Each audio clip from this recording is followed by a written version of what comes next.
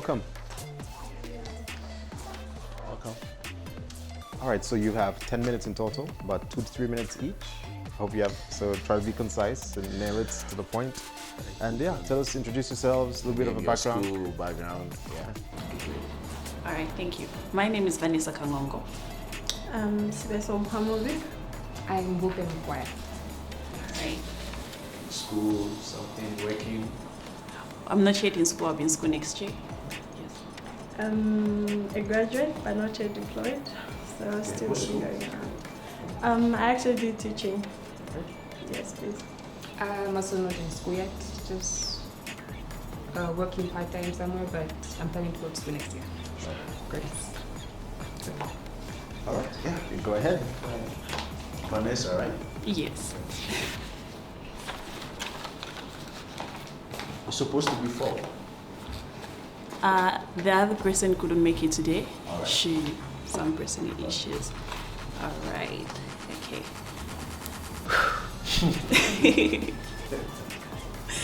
Right. So We're ready for you I'm getting ready as well. to win our hearts. Go ahead. All right, thank you. With me today here, I'm here to present to you our business pitch. And to go with it exactly, we're talking about fashion. Fashion is a word and big name just to talk about it and to look at it to start with. So with me right now, I always thought of coming up with something when I grew up, because I was a person who looked at things in the way people at my age wouldn't look at them. Because when someone bought me something when I was young, I would cut it into 2 pieces and then make something out of it. That used to get me in trouble all the time. I diverted from it because no one supported it when I was growing up. No one had passion for it and no one would want to look at that. But earlier this year, I saw our own celebrity launch a shoe line. And that was just something to say, okay, why not find something that will encourage people, something that will bring people's dreams alive. And with me today right now, allow me to introduce to you the School of Fashion, and that's the Urban Design School of Fashion.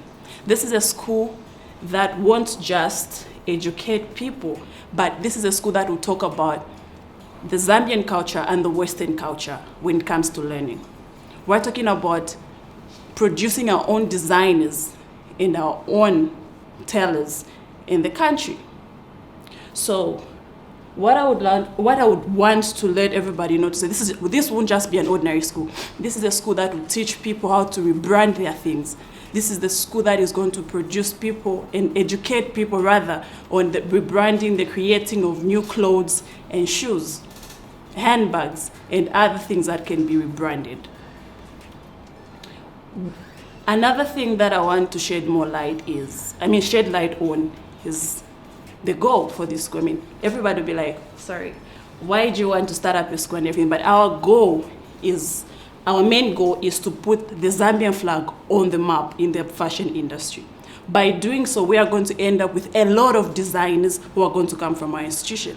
Designers that won't just walk out with nothing, but designers who are going to walk out with a skill that they can offer to the society. And by doing so, we're going to have a lot of shows, a lot of fashion shows around. And by doing so, we're going to not just provide the jobs or anything, we're going to provide employment for the models, because if we have a lot of shows, we have models to come and attend those shows. So by doing so, we're giving them an opportunity to work. And we do not just alone provide employment for models, but we also create employment for the makeup artists, the designers around it. And we also have stylists, people in the industry already doing this. So I believe to say, if we produce this type of designers from my school, we create employment, and as well as we empower certain people in our environment. Thank you. They don't have any? They do. Your name one more time? Bupe. Bupe, great. Yes. With me, I'm going to be talking about analyzing our market. When we look at the market in fashion right now, Yes, we do have a few schools of fashion, but most of them are not recognized because fashion isn't really recognized in Zambia as it should be. Yes. So our plan is to start small, start really small and grow bigger because of the standards of education that we'll be offering. We'll be offering great standard of education. So with that, we know that our school will grow into something really big. Yes.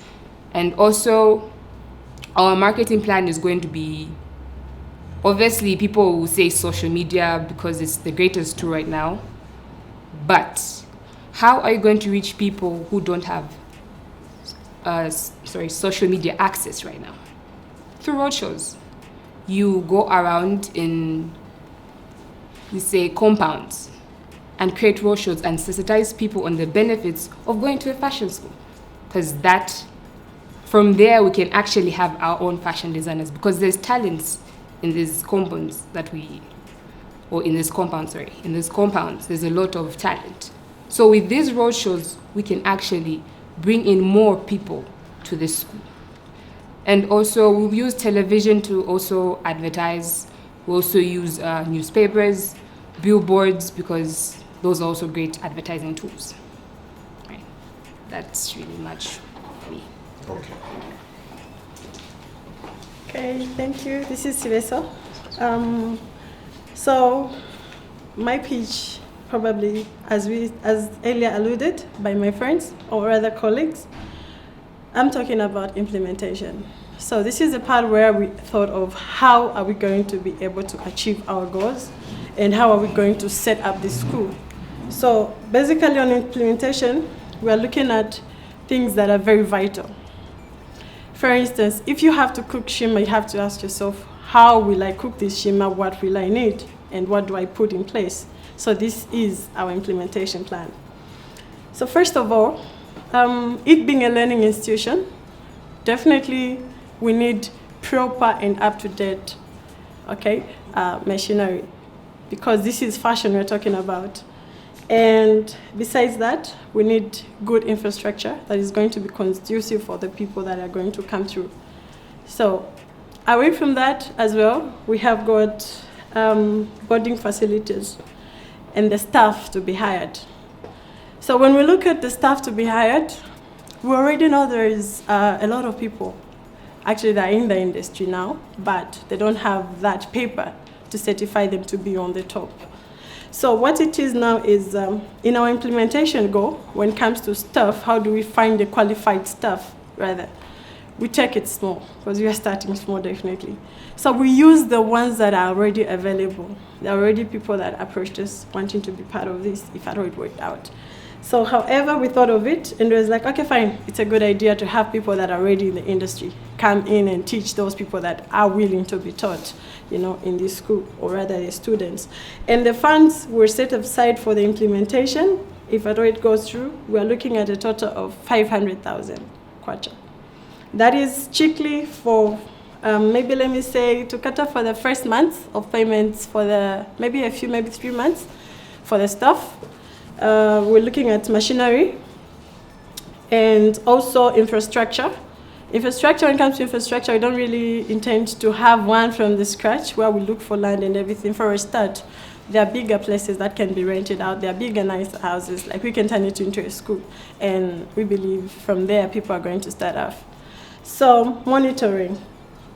When we look at monitoring of this school, we're basically just going to go down to the team and we're going to talk about one more thing that we had in goal. Remember, the main goal was to put Zambia on the map. So if we're going to have people monitoring this, we're going to need people that are going to be able to grow with us in as much as we want to grow with them for the better Zambia, or rather the betterment of Zambia in the fashion industry. And seeing to it that everything that we put in place is well achieved. So thank you so very much. Thank you. Interesting. Okay, well within time. Yeah. All right. So I guess we're gonna give you guys some feedback, right? I'm sure you've got a lot to say. And where do I start from? Just a slight feedback.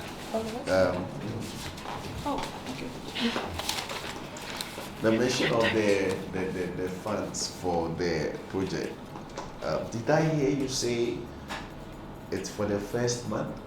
The 500,000 contract. Is it for the first month? Few months, actually, first few. Yes. So the 500 is actually, this is what we intend to have the infrastructure, the machinery, and the paying of the staff.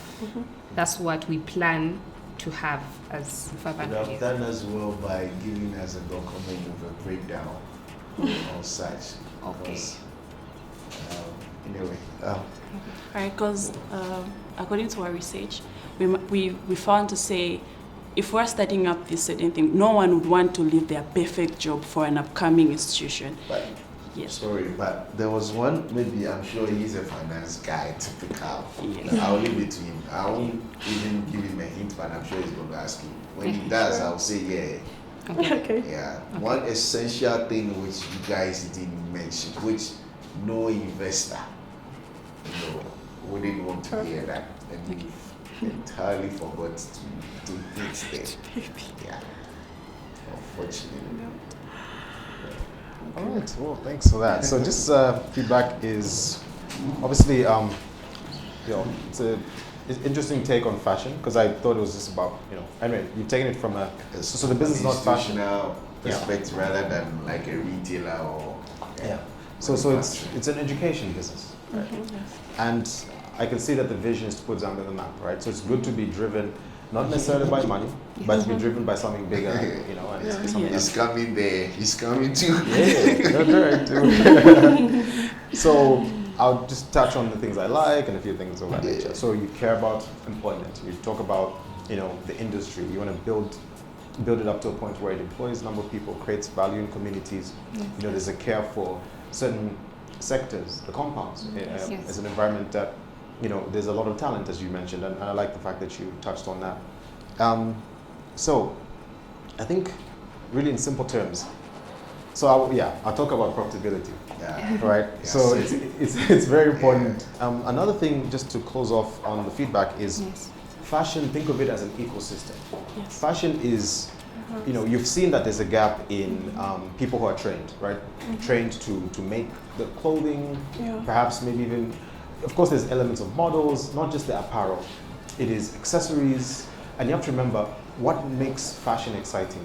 Fashion is part of an ecosystem that not only includes, the actual production of the fabric, because there's an entire industry throughout that regard, like the textile industry. There's a design industry. There's of course, there's runway industry. There's also entertainment.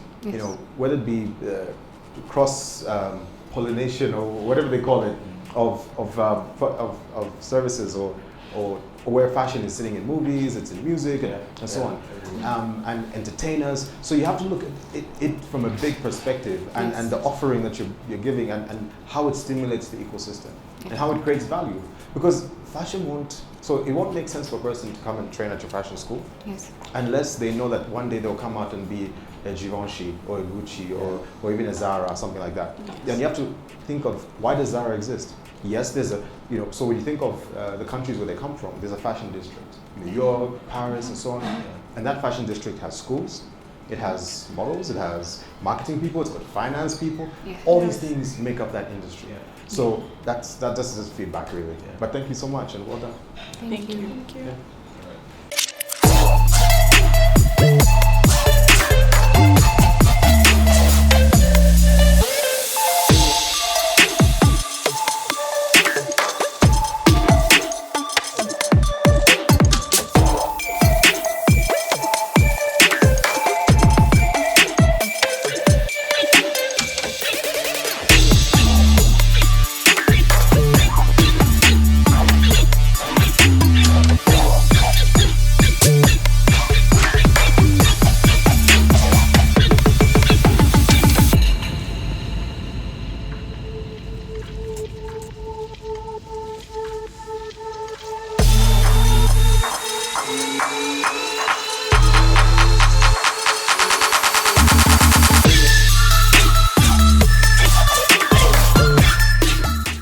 We're going to do an Excel presentation.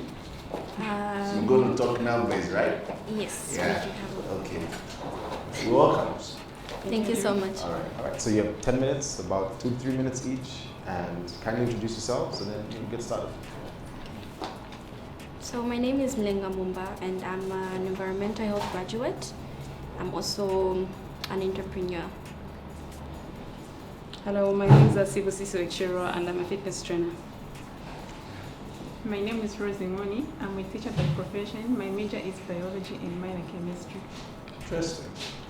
Where are you teaching? Not yet. Or you're not yet teaching? Not yet. Okay. Yeah, I asked which fitness company you work with. Or safe. Yes, Okay. self-services. So our topic of discussion is based on finance, and our proposed name for the business that we came up with is called FinSolve.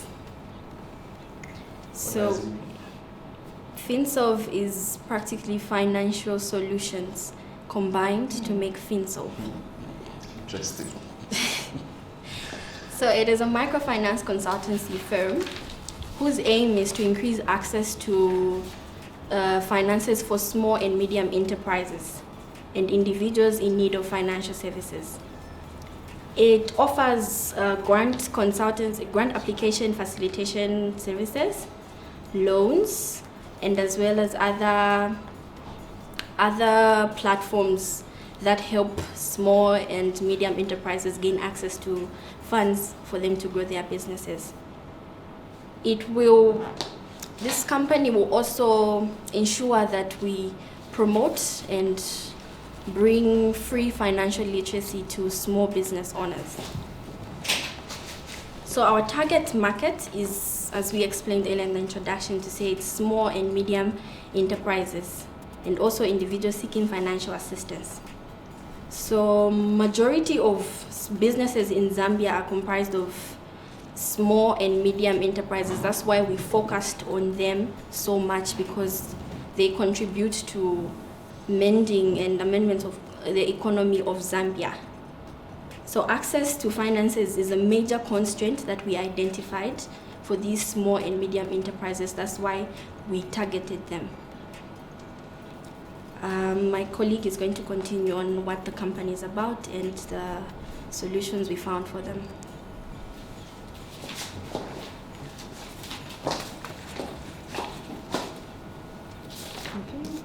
So this is all right? S01E06. Okay, so I'll pick it up from our aim. So the aim of FinSolve basically is to increase access to finance and provide a diverse range of financial opportunities for SMEs and individuals, if you would like to include them. So basically, as we conducted our research, which was a qualitative research, we had found that a number of problems, common problems which SMEs face, based on the research was based on their knowledge and their accessibility to funds and their attitude. Knowledge, accessibility, and attitude with regards to funds. So the major constraint for SMEs was lack of funding. The second was lack of knowledge regarding application processes to access a grant or a loan. The other one was lack of information on where to access a grant or a loan. The other one was lack of decentralization of institutions which give grants or loans to SMEs, which let me come again on that point.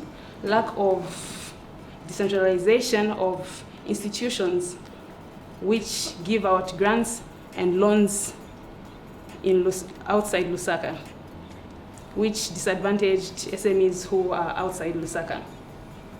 Then the last point was most small and medium enterprises lacked financial literacy with regards to managing their funds. So basically, FinSolve has created a variety of services which they'll provide in response to these problems. The first solution is creating a platform which will enable grantors and SMEs to connect. So basically, we will affiliate ourselves with grantors so that SMEs will know where to access grants from. Then the third one is to provide alternative business funding services, which include venture capital funding and crowdfunding. Then the third one is offer consultancy services to SMEs with regard to the application processes for them to get a grant or a loan. The other point will be providing them with information on grants and their availability, where they can access grants, be it private or government grants. The other point is we'll create an online platform and a call center through which SMEs can apply for a grant or a loan. So basically, they don't need to, that's to cater for SMEs who are disadvantaged because of the non-decentralization of the institutions which give grants or loans. So the other point is that we'll provide free financial literacy to SMEs by way of involving non-governmental organizations which provide cost-free financial literacy like Impact Her. And just to add on, that will be one of our initiatives to give back to the community, corporate responsibility. Yes, so I think my colleague can pick it up for sales and marketing in the interest of time.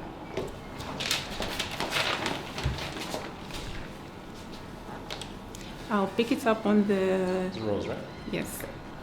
I'll pick it up on our marketing plan. We plan to reach our audience, that's the target market, by branding. The definition of branding is a marketing strategy in which identifies or sets your product apart from other competition. Yes. So that's why we came up with this creative name, FinSolve, meaning financial solution to SMEs. We'll be providing that financial solution to SMEs. Number 2, social media marketing. 1, because social media is the most effective way of advertising our products and services. Yes. Number 2, it has a wide reach. Number 3, 60% of Zambians are now on social media, and that's the fact. Number 3, we're going to design a website. A website is going to serve as a backup in case something goes wrong with social media. In that way, we are going to have our online audience. Yes, thank you very much. That's all we had on. Interesting to hear you say website should be a backup for your social media. Your website is actually your portfolio. It's where real clients or even big investors or whatsoever go there to see what the company structure, literature, everything embedded. So your website is actually your most important tool in your communication skill with any client, whether investor or whatsoever. Website actually starts the business in modern communication, and it's actually been there. It's not even now. It's been there before there was all this influx of social media. I'll put it in perspective as a traditional way of identifying your company within that sector of communication. So it should be very essential. There is no go about it. It shouldn't even be a backup. Never. All right. So what we'll do is, as part of our feedback, perhaps if you may both be standing so that we close off with feedback. Thank you very much. Because it's for all of you. Sorry? No, we're not yet done. There's just a brief part remaining. Oh. Yes. Okay, please. Okay, continue. Sorry, we thought you were done. Okay. Yeah. Sure. Okay. We are told your time is up. Apparently that was why, yeah. So okay. We will just give you, and that what I was giving was my feedback. Okay. Oh, so what? I'm just curious what was remaining. We Just had wanted to a give- small part on the financial analysis and also the Okay, it's quite essential, so they will excuse us. Okay, So you we'll share it give you a with us. minute if that's okay. Give it a minute or two. Just share it with us. Sure. Okay, so basically, I'm going to state some of the services which we provide, which are going to cater for our expenses and also our profit making. So this includes our loan service. Our loan service basically is going to be security based and also employment surety based. So, and then additionally to that, it's also going to be guarantor based. That is, if the guarantor is going to give us employment surety. And then thirdly, we're also adding on a unique one, which is not usually given to SMEs, which is that we're also going to give loans that are going to be based on fixed and floating charges, although that will be dependent on. We're going to give out loans based on fixed charges or security charge, although that's going to be based on our financial personnel's risk analysis. So to conclude, FinSop is basically bridging that gap between large-scale business entities and smaller-scale business entities and creating equity, because SMEs as well as large businesses deserve equal amounts of attention from government and non-governmental organizations, because they all contribute to growth of the economy of Zambia. Thank you so much. All right. Thank you. Okay, so the feedback really is, I love this sector because it's what I do. And the number one thing that you touched on, which is, obviously is pleasing to hear, is the fact that access to finance is a problem. So when there's a clear problem, then it's about structuring a good solution, which is in making the provisions you're making. My concern would be, your solution is too broad. So from consulting to linking with grant. By the way, there are not many grant providers. So it's not easy to find a grant. It's free money that doesn't get paid back. Yeah. Because money is so difficult to find that no one is maybe donors and so on who give government or, so, and typically it has to be towards a specific line with its high impact and so on. So you mean well, I can see that.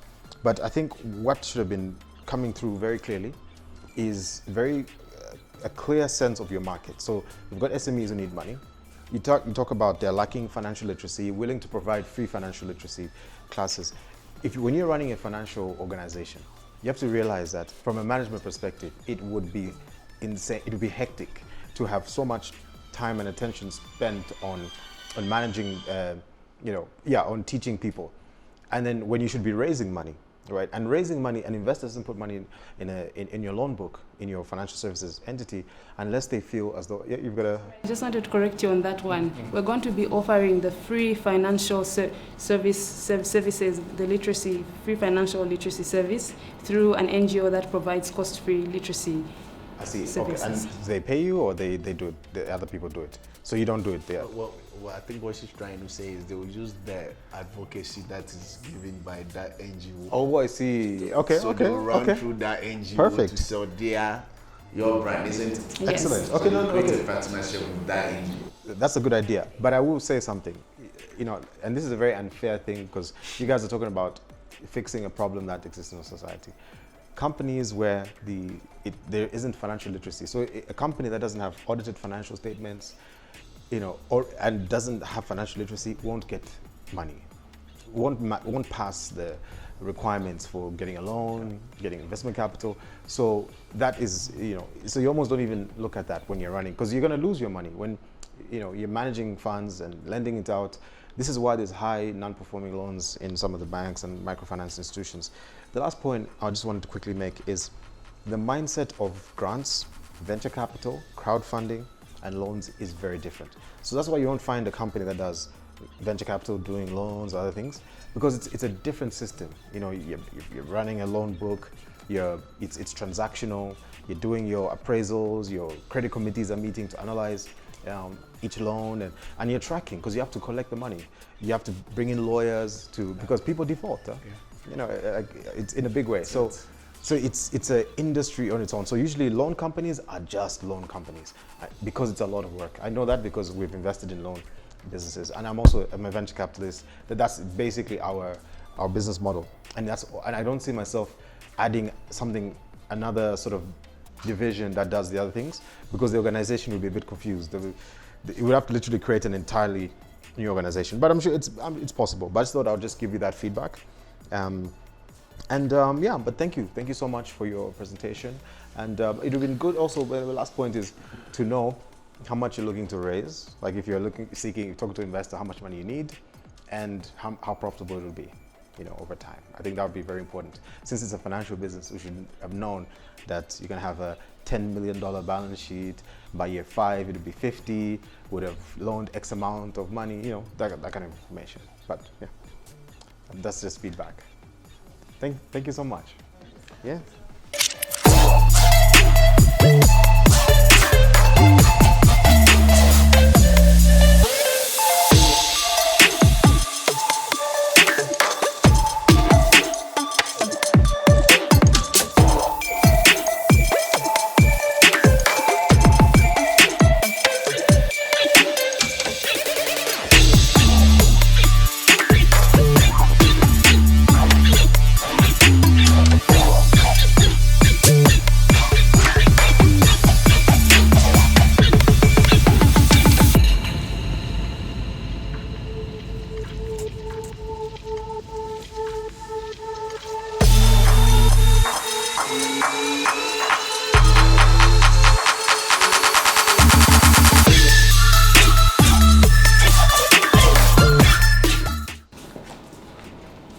Okay, so I'll start. My name is Angela Malenga. I am currently studying journalism and public relations.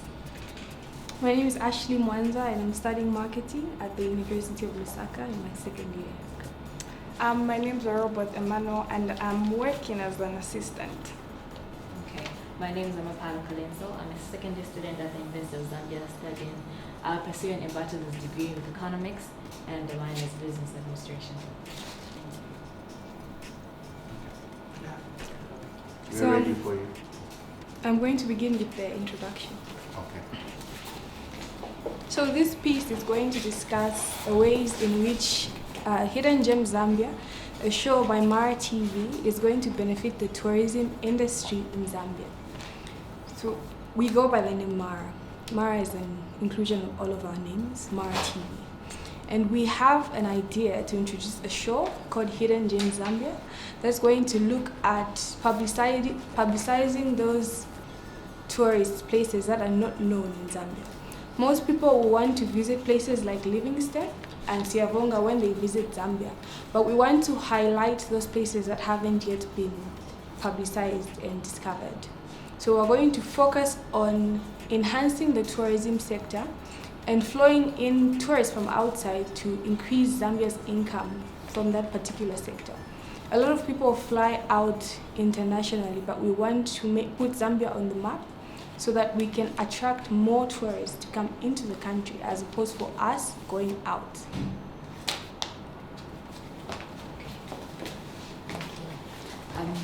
So for the longest time, we've known that Zambia's main source of revenue has been from the mining industry.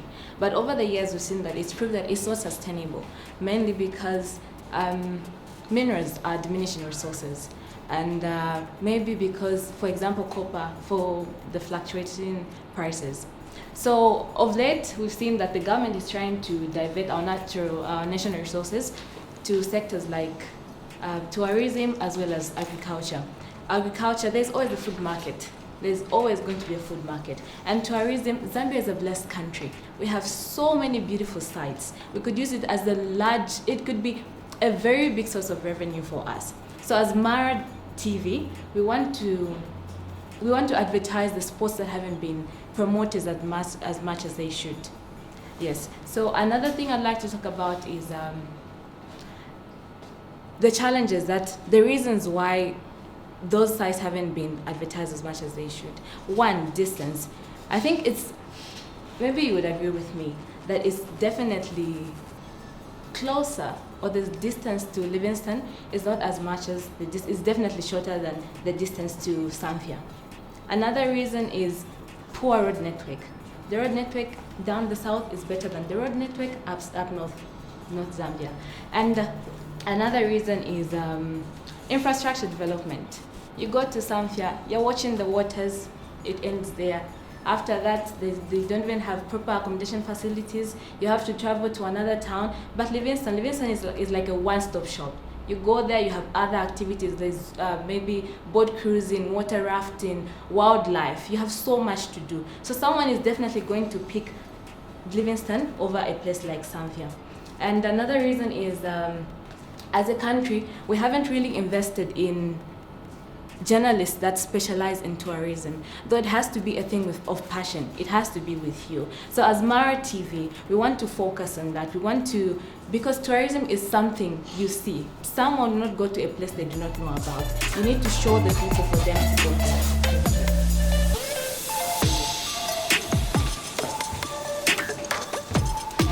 I'm sure by now you're wondering how us as Mara TV are going to make income or let's say revenue.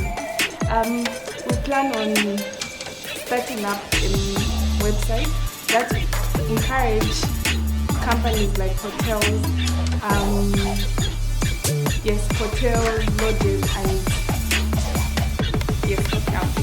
hotels, lodges, and we plan to open up a website that will allow these companies to advertise their content on at a certain fee.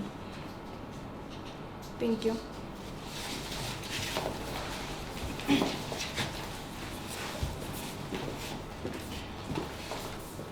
Okay, so I'll pick it up from where she left off on income generation.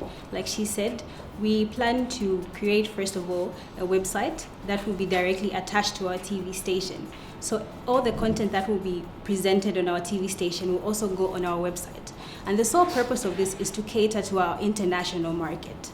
And when they see anything there, let's say, for example, we are documenting maybe a waterfall, we will also put tags where you can simply explain to those people how to get to a certain destination and how they can simply also have accommodation at their disposal.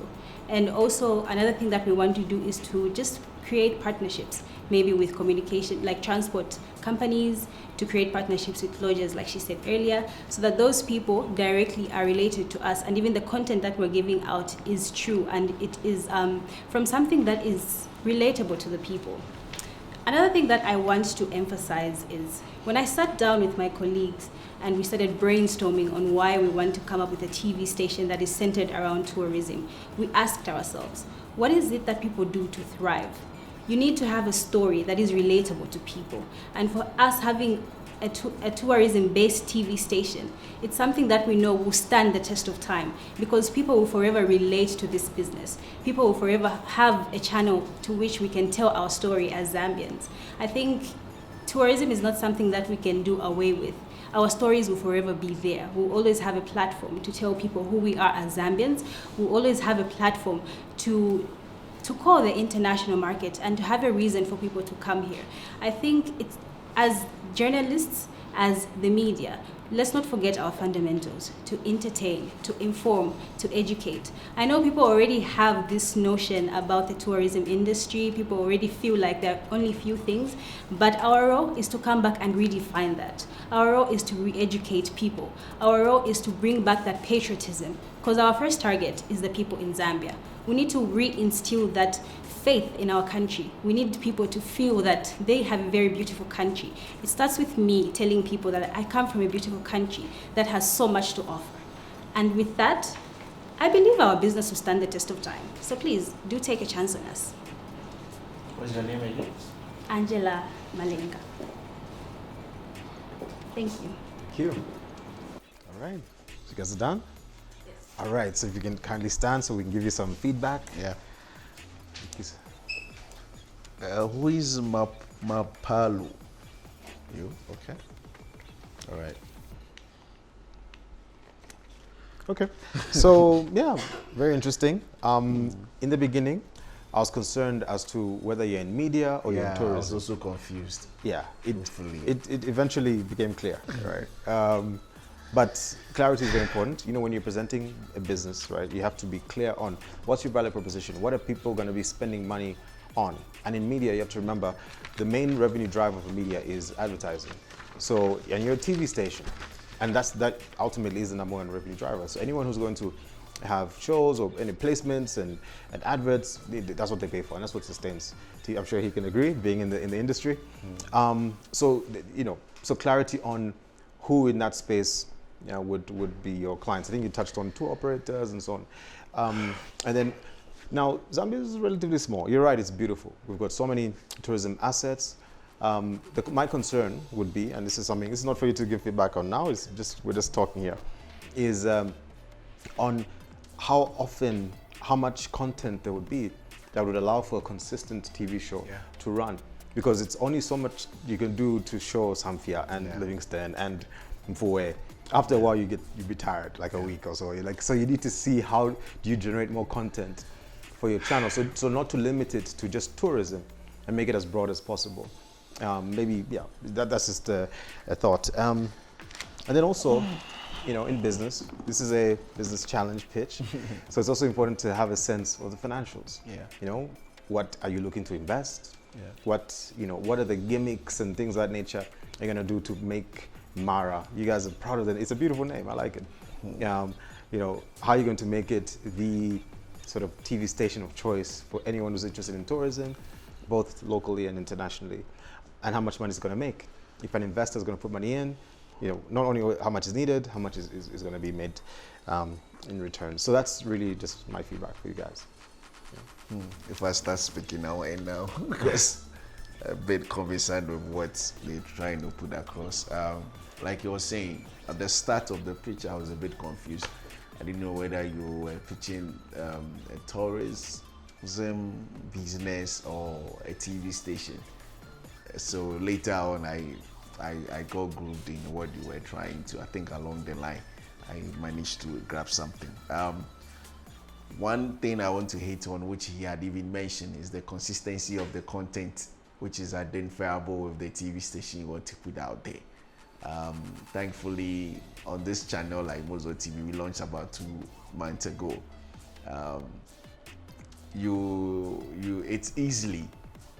It's easy to say you just drive on one kind of source of content that you share to the potential viewers or whichever clients that you are associating yourself with. And in so doing, the question would be, the cost of producing tourism-related content are extremely expensive.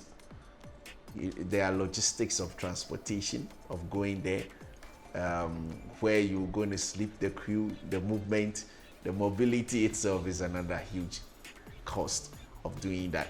Secondly, is how consistent it will be of such related content. And then also the size of those who will be advertising within that segment of that TV content. How many are they? So at the end of the day, that is why when you watch something like National Geographic Channel, it's mostly repeated content that you watch. But the good thing about them is nature. Of course, tourism has a lot of elements of nature. But yes, they're able to find an identifiable species of animal that they're able to document their story. So if it's a lion, they focus on a lion. And there are thousands of animals. But with yours, like you said, it's quite limited. Like you do 10 places in Zambia, what are you left with? Nothing. You're talking about a TV station that will be running 24/7. I have so much to say, but I'll leave it here. But well done, very well presented, and thank you so much. Thank you. But it will work. My advice to you is, it is something you can put it on an existing TV station instead of trying to be, trying to have your own. Or easily doable is to have a web-based TV, okay, which is very easily flowing on social media. So you can put a content there per week or per month, and so far as you get your streams and views, you're good to go. Then you migrate to the bigger picture. But for now, yeah. All right.